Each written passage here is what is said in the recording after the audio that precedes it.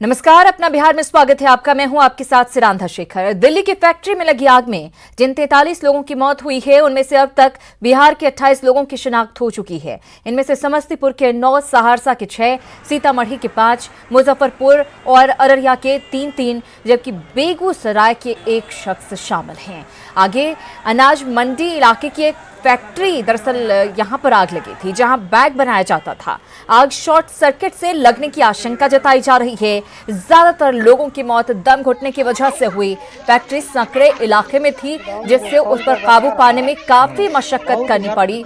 Delhi police ने factory के मालिक मोहम्मद रेहान को हिरासत में ले लिया है, जिसके खिलाफ गैर इरादतन हत्या का मामला दर्ज करवाया गया है। तो रिहायशी और सकरे इलाके में दरअसल ये फैक्ट्री स्थित थी, जिसकी वजह से लोग जो हैं वो बाहर नहीं निकल सके। ये भी बताया जा रहा है कि उसका दरवाजा बंद था और जलने की वजह से कम, दम घुटने की वजह से ज्यादा लोगों की इसमें मौत हुई है। मृतकों में 28 बिहार के रहने वाले हैं। मौत का ये मंजर देखिए, तस्वीरें आपके सामने, किस कदर इस फैक्ट्री में आग लगी। खबर ये भी कि फायर ब्रिगेड तक सूचना पहुंचने तक काफी देर हो गई थी। अगर जल्दी सूचना मिलती तो शायद और लोगों को बचाया जा सकता था।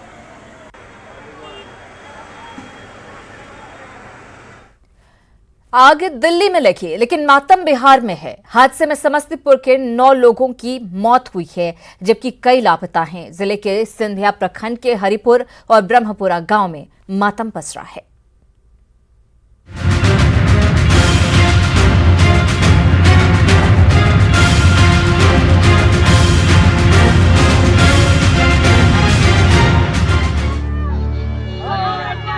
रो रो कर निढाल होती समस्तीपुर के हरिपुर की ये वो माँ है जिसने दिल्ली की फैक्ट्री में लगी आग में अपने कलेजे के टुकड़े को खोया है। मोहम्मद गुड्डू जी, यही है इस बदनसीब माँ के बेटे का नाम, जिसकी उम्र अभी खेलने कूदने की थी। 1 जनवरी को गुड्डू 14 साल का होता।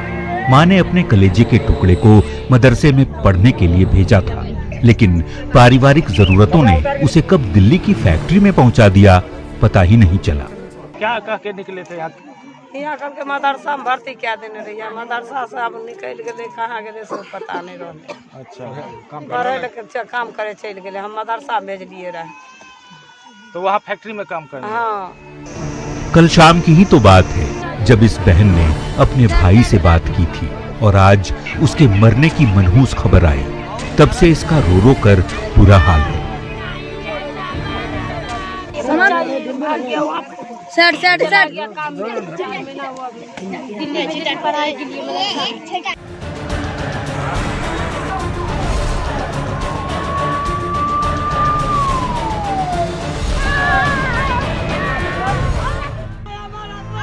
मोहम्मद गुड्डू का घर एकमात्र घर नहीं जिसके घर में मातम पसरा हो। मोहम्मद मन्नान के घर का भी हाल वैसा ही है। सिर्फ ये 2 ही नहीं, समस्तीपुर के सिंघिया प्रखंड के हरिपुर और ब्रह्मपुरा गांव के 15 से 20 लोग उस फैक्ट्री में काम करते थे जिसमें आग लगी।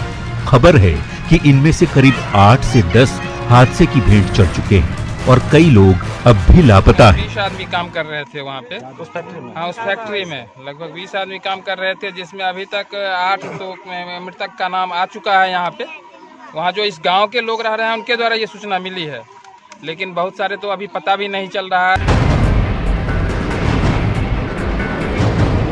इस भीषण अग्निकांड में समस्तीपुर को बहुत बड़ा नुकसान हुआ है।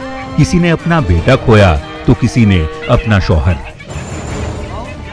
किसी बच्चे के सिर से बाप का साया उठ गया तो किसी को अभी ये भी नहीं पता कि उसके अपने हैं कहाँ, जिंदा हैं भी या नहीं।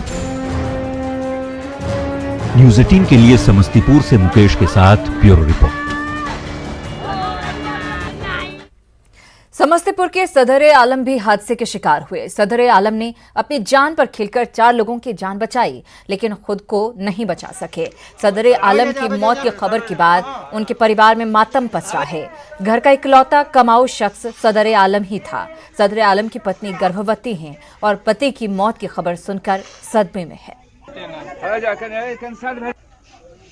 फैक्ट्री में आग लगी दिल्ली में, लेकिन मातम समस्तीपुर के सिंघिया में पसरा हुआ है। आपको ये तस्वीर दिखाना चाहिए। एक परिवार है जिसकी बूढ़ी माँ, जिनका ब्रेन का ऑपरेशन हुआ आईजीएमएस में एक दिन पहले, और उन्हें यहाँ पर लाया गया है। और परिवार के और जो सदस्य हैं, ये परिवार के और सदस्य हैं, उनके अब्बू हैं, उनकी पत्नी है, और जिनके सहारे परिवार चल रहा था। सबसे पहले हम जानना चाहेंगे आपके माध्यम से, आपको कैसे जानकारी मिली आपके बेटे के बारे में?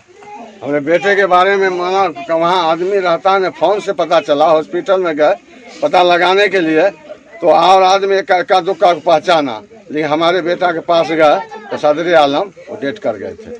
अच्छा, वहाँ पर क्या जानकारी मिली? जो जानकारी मिल रही है आपके बेटे कुछ लोगों को बचाने में जान गए उनकी? नहीं, जैसा वही लोग से हमको फोन से इत्तला हुआ तो उनको ऐसे ऐसे फेंकने में हादसा हुआ। तो आपका वही बेटा आपका सहारा था? मेरा वही बेटा सहारा है, बहन भी उसी पर है, बुढ़ी माँ भी उसी पर है, बीबी भी उनका है, और बूढ़े आदमी हम कमाते नहीं है, उन्हीं के ऊपर सहारा हमारा चल रहा था। आप प्रेग्नेंट भी हैं? आपके कितने बच्चे हैं? 2 बच्चे हैं, तीसरा होने वाला। तो ये हालात है सिंघिया के हरपुर गांव का। हर आदमी के आंख नम है, हर आंख से आंसू बहता नजर आ रहा है। हर परिवार ने कहे तो इस मोहल्ले के हर परिवार ने अपना चिराग कमोबेश खोया है। किसी ने अपने एक बेटे को खोया है, किसी ने 2 बेटे को खोया है, किसी पत्नी ने अपने शौहर को खोया है, बच्चे अपने बाप का सर अपने माथे से खो दिया है। ये हालात है यहाँ पर। जो सहारा उनका था, जो पुत था, वो आज चला गया है, जिसका मातम पूरे गांव में देखने को मिल रहा है। जो जानकारी मिल रही है, करीब 8 से 10 लोगों की मौत इसी गांव के युवक की हुई है, जो उस फैक्ट्री में काम करते थे, और दर्दनाक आग लगने की घटना में उनकी मौत हुई है। Mukesh Kumar, news 18 network, Samastipur. तो समस्तीपुर के सदर आलम के घर की तस्वीर आपने देखी, मातम पसरा हुआ है। लगभग यही तस्वीर हर जगह से सामने आ रही है। दिल्ली हादसे में सहरसा के 6 लोगों की भी मौत हुई है, जबकि कई मौत से जंग लड़ रहे हैं।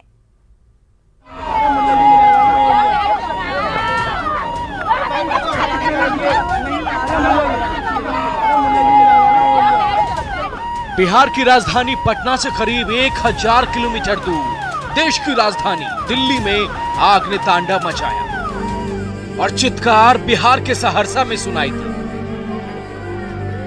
मातम की ये तस्वीरें सहरसा के सदर थाना क्षेत्र स्थित नरियार गांव की है।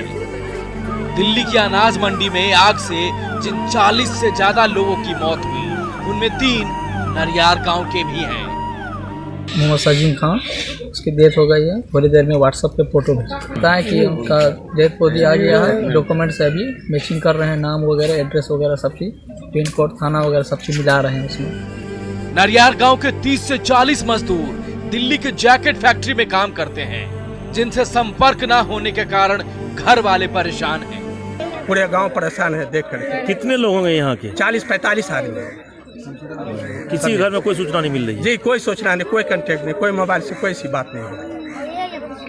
लोग रिश्तेदार लोगों को भी कर रहे हैं टेलीफोन, उससे बात कर रहे हैं। जो दिल्ली के अंदर में रिश्तेदार लोग हैं, तो वो लोग भी बोल रहे हैं कि जनम भाई बहुत दूर से वहाँ घेर दिया हॉस्पिटल में। सहरसा ही नहीं, हादसे के शिकार लोगों में अधिकांश बिहार के ही कटिहार, मुंगेर, दरभंगा, मधुबनी, मुजफ्फरपुर और अररिया के हैं, जिनके परिजन अपनों की तलाश में अनाज मंडी से लेकर अस्पताल तक के चक्कर लगा रहे हैं।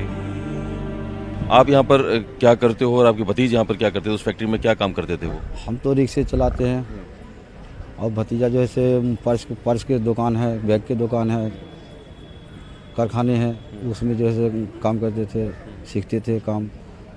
रहने वाले कहाँ के? हम समस्तीपुर जिला के हैं, बिहार। हादसे के बाद केंद्र और दिल्ली सरकार के अलावे बिहार सरकार ने भी मृतकों के परिजनों के लिए 2-2 लाख के मुआवजे का ऐलान किया। वहीं बिहार सरकार के मंत्री संजय झा ने इस हादसे के लिए पूरी तरह से दिल्ली सरकार को जिम्मेदार बताया है। जो घटना घटी है लार्जली ये बिजली के शॉर्ट सर्किट से घटी है, और बिजली का शॉर्ट सर्किट इसलिए हुआ है कि सारा तार यहाँ नंगा है, कवर्ड नहीं है। तो जवाबदेही किसकी थी? बिजली विभाग की थी ना, इसको ठीक करने की, जो प्रथम दृष्टया दिखाई पड़ रहा है। गलती किसकी है और किसकी नहीं, इस पर तो बाद में भी चर्चा हो सकती है। फिलहाल तो उन घरों में मातम पसरा है जो इन हादसे का शिकार हुए हैं। यह हादसे की चपेट में आने के बाद अस्पताल के बिस्तर पर जिंदगी की जंग लड़ रहे हैं। दो लड़का, दोनों लड़का, जमाना में कौन होता, कोई नहीं होता। न्यूज़ 18 के लिए सहरसा से अनुभव के साथ ब्यूरो रिपोर्ट। दिल्ली में इस भयानक हादसे के बाद बिहार कितना सतर्क है, इस बात की पड़ताल जब पटना सिटी में न्यूज़ 18 की टीम करने पहुंची तो कदम कदम पर खतरा नजर आया। पटना सिटी में कई उद्योग धंधे चलते हैं और यहां की गलियां इतनी सकड़ी हैं कि आग लगने की सूरत में फायर ब्रिगेड की गाड़ी मौके पर पहुंच भी नहीं सकती। देश की राजधानी में जिस तरह की घटना घटी है, दिल दहलाने वाली है। आग में कई लोग झुलस गए, 40 से ज़्यादा संख्या है, संख्या लगातार बढ़ती जा रही है। ऐसे में ये जानना ज़रूरी है कि जो बिहार के मजदूरों की ज़्यादा संख्या में मौत हुई है, तो क्या बिहार इन हादसों से सबक ले रहा है? क्या बिहार की सरकार ऐसे हादसों को लेकर चिंतित है? इसे जानने के लिए हम पटना सिटी के इलाके में आते हैं। और पटना सिटी का इलाका जहां सबसे ज़्यादा कुटीर उद्योग चलते हैं घर में, और इसके अलावा जो छोटे छोटे व्यवसाय हैं वो मोहल्लों में, शहर के कोने कोने में चलते हैं। तो ये पटना सिटी का इलाका है। देखिए कितना सकड़ी गली है, और इस इलाका में मैक्सिमम लोग जो है वो छोटे मोटे उद्योग करते हैं। सरकार जो है कहती है कि आप उद्योग से जुड़िए, लेकिन हम आपको तस्वीरें दिखाते हैं। देखिए किस तरीके से ये गली है। आप अंदाज़ा लगाइए कि क्या इस गली में फायर ब्रिगेड की गाड़ी पहुंच सकती है? अगर कोई हादसा हो जाए, अगर आग लग भी जाए, तो क्या यहाँ पे फायर ब्रिगेड की गाड़ी पहुंच सकती है? यकीनन नहीं। ये तस्वीरें बताती है किस तरीके से अगर यहाँ कोई हादसा होता है तो कितना खतरनाक हो सकता है। हम जरा अंदर की तस्वीर दिखाते हैं जहाँ पर फैक्ट्री में लोग काम कर रहे हैं। ये देखिए अंदर में मजदूर काम कर रहे हैं, वैसे ही जैसे कि दिल्ली में कारखाने में लोग काम कर रहे थे। कुटीर उद्योग चलता है पटना सिटी के कई इलाकों में। ये देखिए कुछ लोग काम कर रहे हैं। यहाँ पे चप्पलें बन रही है। यहाँ पे जी जी सर, चप्लें बनाई जा रही जी। है। कितने लोग यहाँ पे कारीगर काम कर रहे हैं? यहाँ पे मोटा मोटी 10 से 15 ऐसे इस मोहल्ले में, चाहे पूरे इलाके में लोग काम चलता जी। रहता है? हाँ, लोग काम सब ऐसे ही चलाते रहते हैं। तो ये सारी चीज़ें जो है, ये तो वो चीज़ें हैं कि अगर कोई दुर्घटना हो जाए या आग लग जाए तो तुरंत संभालना बड़ा मुश्किल है। मुश्किल, बहुत मुश्किल है। तो फिर फायर ब्रिगेड की गाड़ियाँ कैसे पहुँचती है यहाँ पे? आग लग जाती है तो वो लेट से पहुँचती है, जब तक तो जल के जाती हैं। बहुत आते हैं वहाँ पे, फिर पैप लगता है, बहुत ही लंबा प्रोसेस है। कोई आप लोगों की तरफ से कोई फायर सिस्टम आपने लगाया या फिर सरकार ने कोई व्यवस्था की? नहीं, आज तक तो कुछ नहीं आप किया। लोगों ने भी कुछ नहीं लगाया? कुछ नहीं लगाया। जब यहाँ फायर ब्रिगेड की गाड़ियाँ नहीं पहुँच पाएगी तो फिर लाजमी है लोगों का डरना, लाजमी है इस बात का कि दहशत में रहना। सरकार को पहल करनी होगी, क्योंकि दिल्ली में जो घटना घटी है उससे हम डरे भी हैं, ये काफ़ी भयानक भी है। क्या ऐसे हादसे का हम इंतज़ार कर रहे हैं? कैमरामैन मनीष जुनेजा के साथ अमित कुमार सिंह, न्यूज़ 18 पटना सिटी। तो पटना सिटी की सकरी गलियां आपने देखी, जहां पर किस तरीके से लोग कुटीर उद्योग चला रहे हैं। अगर यहां पर आग लगी तो फिर कितना बड़ा हादसा हो सकता है, आप अंदाजा लगा सकते हैं।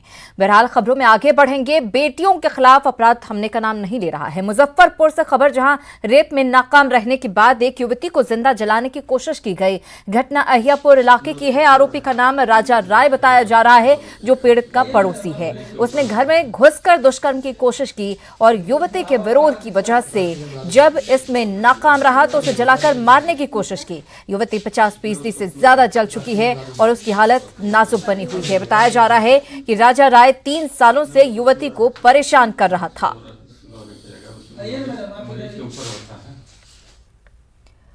उधर कटिहार में एक बच्चे की मौत के बाद प्राइवेट क्लिनिक में तोड़फोड़ की गई, साथ ही सड़क जाम किया गया। बताया जा रहा है कि बीमार बच्चे को परिजन इलाज के लिए डॉक्टर सुधीर के पास ले जा रहे थे, लेकिन रिक्शे वाले ने उन्हें डॉक्टर सुधीर के शहर में न होने की जानकारी दी और दूसरे डॉक्टर की क्लिनिक में ले गया, जहां इंजेक्शन देने पर बच्चे की मौत हो गई।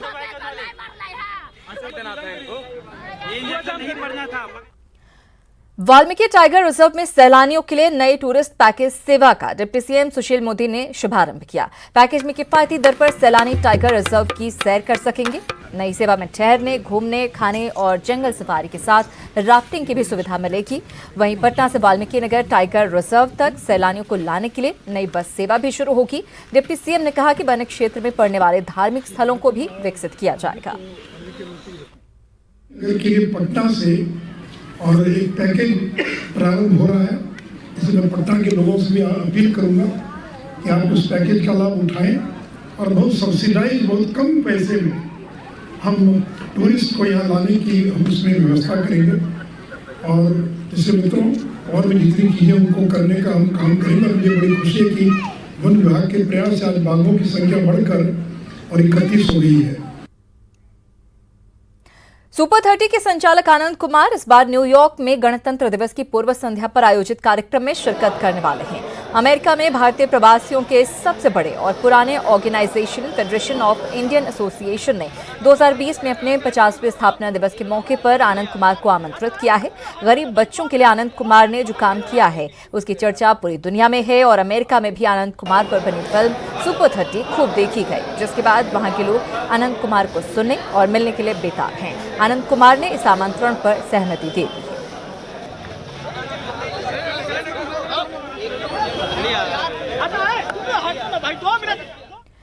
सीवान की बेटी सृष्टि सिंह ने भारत का नाम पूरे विश्व में रोशन किया है। नेपाल में हुए 13वें वेटलिफ्टिंग एशियन चैंपियनशिप में सृष्टि ने स्वर्ण पदक जीता है। सृष्टि की इस कामयाबी से उसके गांव मैरीटार में जश्न का माहौल है। गांव में सृष्टि के परिजन मिठाइयां बांट रहे हैं, वहीं ग्रामीण सृष्टि की कामयाबी से गौरवान्वित महसूस कर रहे हैं। कुछ उसका अथक प्रयास है, बचपन से ही बहुत कर्मठ थी, लेकिन शुरू में हम लोग उसकी प्रतिभा को नहीं पहचान पाए थे। जब घर आती थी तो हम लोग कहते थे कि बोरा उठाओ, सिलेंडर उठाओ। इस पर वो कहती थी कि अभी आपके यहाँ इतना हम लोग पिछड़े हुए हैं कि टूरिस्टी का महत्व नहीं देते हैं। जब उसने कॉमनवेल्थ जूनियर में विश्व रिकॉर्ड बनाई तब हम लोग को महसूस हुआ कि मेरी बेटी भी आगे चल करके बहुत नाम कमाएगी। बहुत हम लोग खुश हैं कि आगे कॉमनवेल्थ ले बढ़े और ओलंपिक ले जाए। बहुत खुश हैं हम लोग। दिल्ली में 11वें विद्यापति मिथिला महोत्सव का